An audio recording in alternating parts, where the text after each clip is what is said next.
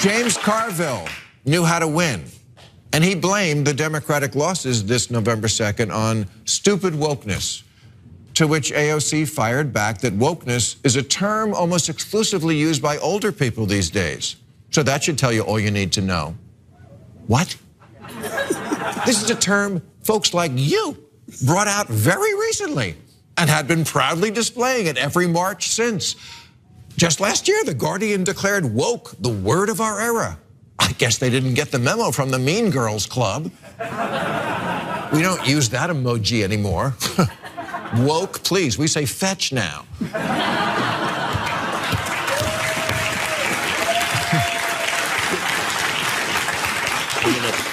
What a great strategy, never missing an opportunity to remind voters how lame and clueless and hopelessly uncool they are, especially since those are the ones who actually vote.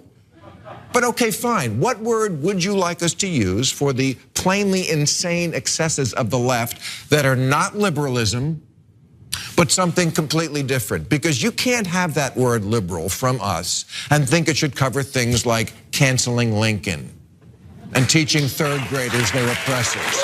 That's all your new thing. Again, that is not their new thing. That's stuff that Breitbart and Ben Shapiro have farmed from some third grade teacher in one town and has tried to make you think that's the whole left. And Bill Maher's like, yeah, no, that is. Because he's not that left. And first of all, they're not claiming that they're liberals. Like seriously, he is stuck in this 90s mentality and believes that whatever positions we had there were perfectly fine. And whatever ignorances I have culturally in terms of religion, in terms of race, I never need to get better. Ignorance is fine. Whatever way you've evolved on, however, first of all, he thinks he's more in tune with what diverse communities around this country believe. He's been for decades a wealthy guy who lives in LA and doesn't talk to anyone who doesn't write for the New York Times or host a show on Fox News.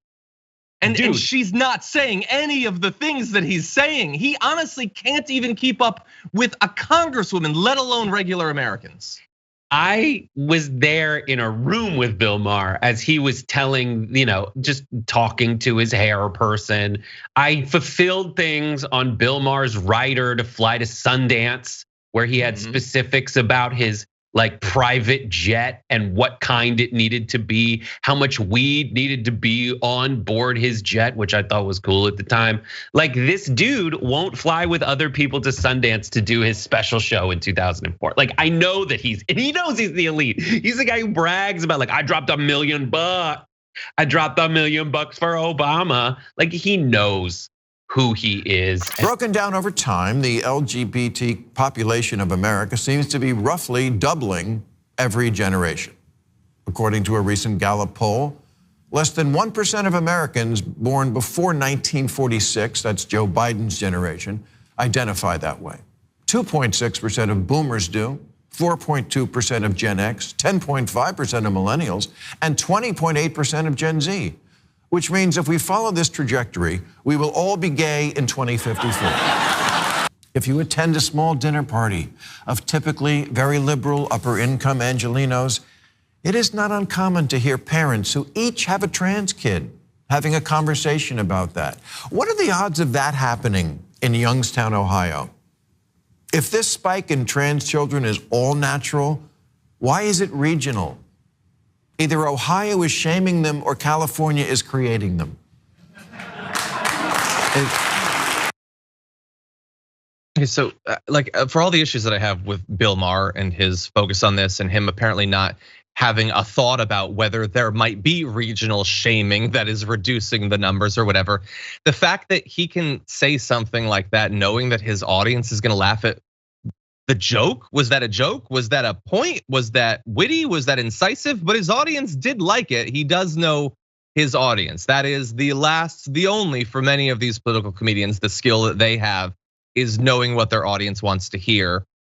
Bill Maher has had it with the fact that people in the LGBTQ community feel like they can acknowledge that. And even if he had, let's say that he had a point. Let's say that there was, for some young people, that they don't know exactly what they're gonna identify as when they're 40, but they briefly think that they're something. one of members of these groups, why does Bill Maher care? Why does Bill Maher, like so many right wingers, care so much about that? If some freshman high schooler calls herself a lesbian and isn't sure enough of that for Bill Maher's standards, why does he care about that? But he does care about that. He really does care, as so many right wingers do. Their life turns based on your self-identification, Francesca. Absolutely. I mean, again, stop telling on yourself. Like, what are you trying to say? Are you trying to say that you care about the sexuality of high schoolers and kids? Because that's weird. Or are you trying to say that you yourself are like angry that you don't live or you didn't grow up at a time when it was a little bit minimally more free to come out and be yourself and live your own truth? Is that what's going on here? Right? That you're mad that other people live in a more accepting society, but that's exactly right. That point about either Ohio is shaming them. Yeah, Ohio and many states are consistently shaming trans kids, gay kids for their being themselves.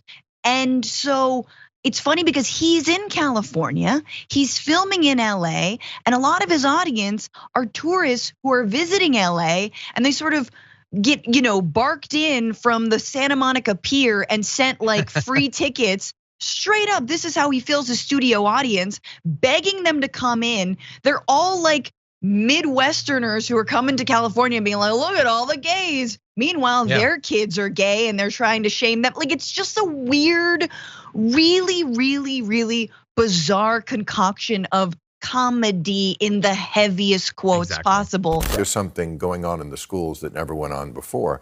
Now, I'm not in schools. I have no interaction with children whatsoever. But I do understand this issue because I read accounts from parents, from educators, from people, and this is all over the country. With American history, we learned about the Civil War. I mean, they mentioned racism. We understood slavery and Lincoln and blah, blah, blah. But they didn't really go into it any more than Gone with the Wind goes into it. It was there, but you didn't feel it viscerally. Now we're doing that, and I think that's a good thing. People should understand that. That's different than teaching that racism is the essence of America. That's what people get upset about. Or involving children who are probably not old enough or sophisticated enough to understand this very complicated issue. Yes, kids are taught and sometimes separated into groups, oppressor and oppressed. Again, does a kid even know what those words mean? Would they gravitate toward that if you hadn't told them? There are a lot of reasons to have a problem with that video. A lot of really lazy thinking, a lot of needless surrendering to right-wing talking points. But just understand that, look, I'm not going to say I've never watched Bill Maher and liked it. Years ago, I did. But he has been ceding massive ground to the right wing, possibly whether out of ignorance or because he actually agrees with them, for literally decades. All the stuff about political correctness. Right-wing narrative that some people needlessly gave to them. They're doing the same thing now on cancel culture as well as on critical race theory. And there was a lot of lazy thinking there. Now, look, he did say some stuff that was okay. He said, it's good that we're learning more about blah, blah, blah. Because I learned about Lincoln and blah, blah, blah. That's a bad sign. If, like, your example is slavery and Lincoln and blah, blah, blah. We should learn more. Now, he indicates that we should, but then he launches into, I hear these accounts of the teachers and the parents, and I don't think that it's right what they're doing. Okay, well, what are they doing? You got some anecdotal information, like the separating into oppressed and oppressors. What, did one elementary school teacher do that? Now look, if one elementary school teacher did that, is that good? No. We might even cover it. It's not a good thing to do, but it is not the status quo of education. It's not happening in classrooms around the country. It is not what the Republicans are saying. And if you understand nothing, Bill Maher, you should understand an opportunistic political narrative. And the fact that you're just giving it to them. And the stakes when you give it to them is what we understand about our history. He said the idea that racism is the essence of America. Now look, it's not the only essence of America, but it has been at the core of America from the very beginning, and it is not a bad thing to understand that. Understanding our history, being exposed to it, and trying to learn from it is not a bad thing. Ignorance isn't better.